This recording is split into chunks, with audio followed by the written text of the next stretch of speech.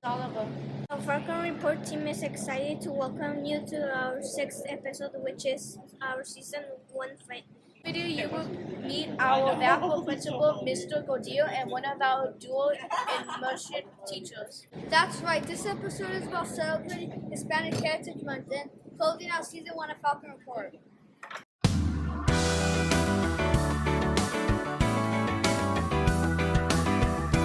Today we welcome Mr. Gordillo to this very special Hispanic Heritage Month episode of Falcon Report. Mr. Gordillo is our VAPA principal, and he is with us today to share more about our DI program and how we are recognizing Hispanic Heritage Month. Please share a little bit about how Feaster Charter plans to celebrate Hispanic Heritage Month this year.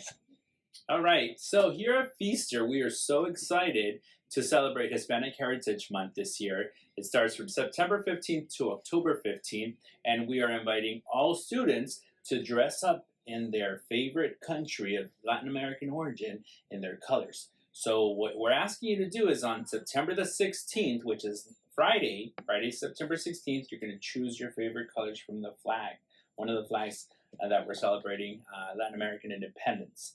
And so what we're doing is showcasing a lot of Hispanic heroes and a lot of different contributions that they've made to our country. We will also close it out on October the 14th. We're inviting you all to a Hispanic Heritage Wax Museum where you'll learn about Hispanic heroes as well. What hopes do you have for our DI program and the students who are part of this program? So we're really excited to help you all develop your skills as biliterate students. And what that means is that we want you to be able to speak in both languages, learn in both languages, communicate in both languages, and be able to go out into the workforce, being able to use those languages to the best of your ability. Can you tell our viewers why you wanted to be our VAPA principal here at Feaster Charter School? I was really excited about being your VAPA principal. You know what VAPA means again? Do you remember? No. It's the visual and performing Notes. So it's the visual and performing arts principal here at Feaster. We have both STEM and VAPA. And so as your VAPA principal, I want to be able to explore all of your talents, whether it's music or dance or art. And specifically here for Hispanic Heritage Month, what we want to bring to you is some of our folklorical dancers that are going to perform at one of the exhibits, at one of the showcases. And again, as VAPA principal, I want to be able to provide those opportunities for you all to learn, to be able to perform those for your fellow classmates and for your families. So they'll be able to see you develop those skills in the visual and performing arts. Okay. Thank you. Thank you so much for your great thoughts, Mr. Gordillo. Viewers, stay tuned as we interview some of our DI teachers and students.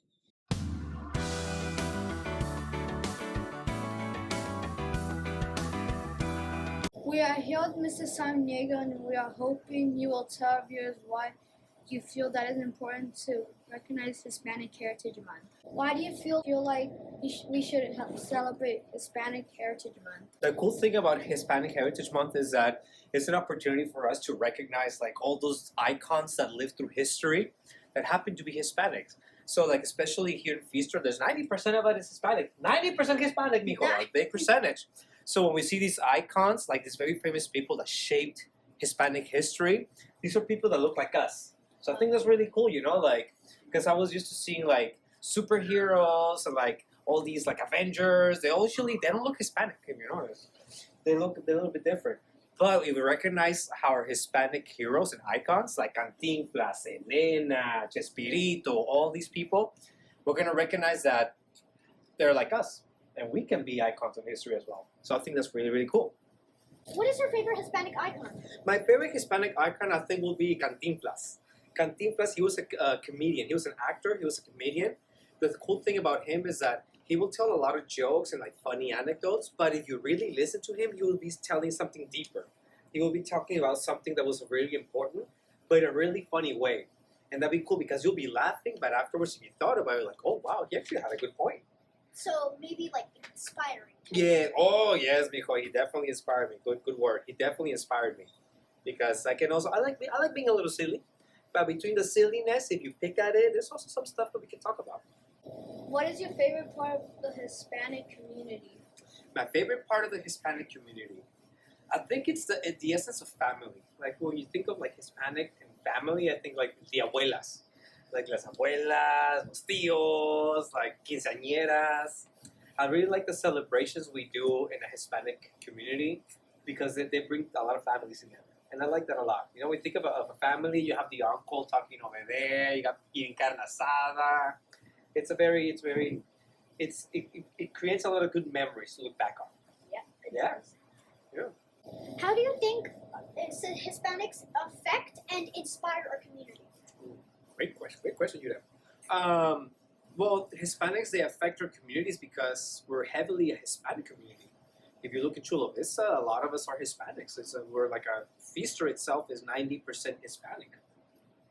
So whatever the Hispanic community does, it represents most of Feaster, most of Chula Vista, because that's who we are. And it affect your personality? How does being Hispanic affect my personality? I think me personally, like when I think of like when my family gets together, the tias and the tios, and just that light and playful kind of like teasing, I think that's something very Hispanic that influences me as well. Like I like to be very, and at times I can be informal with my colleagues and just very approachable, like, hey, how are you, Mr. Hill?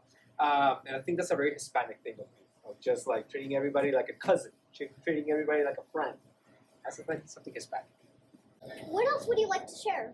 Oh, I'm looking forward to seeing how the different kids are going to dress up for the Wax Museum, because there's going to be a Hispanic Heritage Month Hispanic Wax Museum.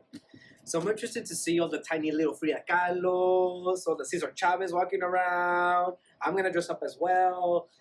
Miss Arismendi, all the teachers are going to dress up. So I'm excited to see the Rose students dressed up as different. I'm pretty sure you'll be able to see some of us Falcon reporters be able to be in the WAC Museum. Oh, that'd be cool, right? The Falcon Report to report on the different ones. Yes, nice idea.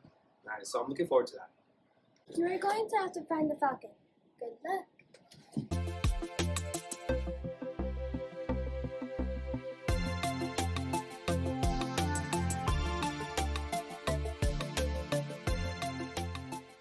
Thank you, viewers, for watching our final episode of the Falcon Report, Season 1 of the 2022-2023 school year.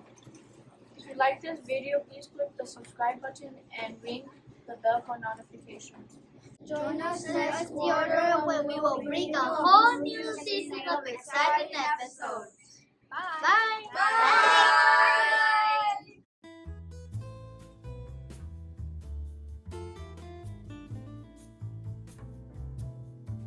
Thanks for watching. We hope you enjoyed this episode and learned more about our DI program and what we are doing to celebrate Hispanic Heritage Month.